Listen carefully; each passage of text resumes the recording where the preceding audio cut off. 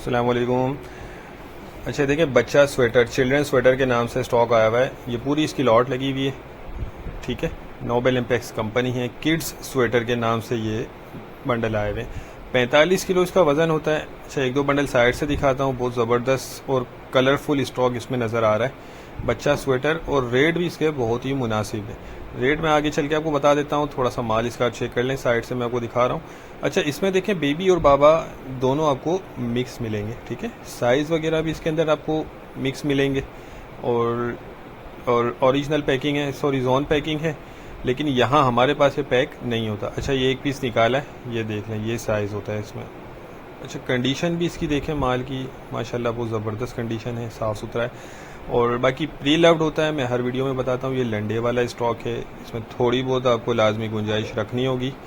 अच्छा, जिसको भी चाहिए वो रब्ता कर ले। इसमें ये कि रेट इसके 5,500 रुपये, ठीक है। 5,500 रुपये से आपको ये मिलेगा। ये पूरी लॉट लगी हुई है, कम से कम एक बंडल इसमें आपको ऑर्डर करना होगा।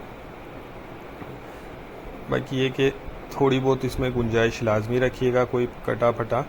अच्छा, ये देखें, ये टैग वाले भी इसमें पीस बाज़ औक़ात आ जाते हैं, जो स्टोर रिटर्न होते हैं, अनयूज्ड होते हैं, तो किसी किसी बंडल में कुछ पीस इस तरह के भी आ जाते हैं।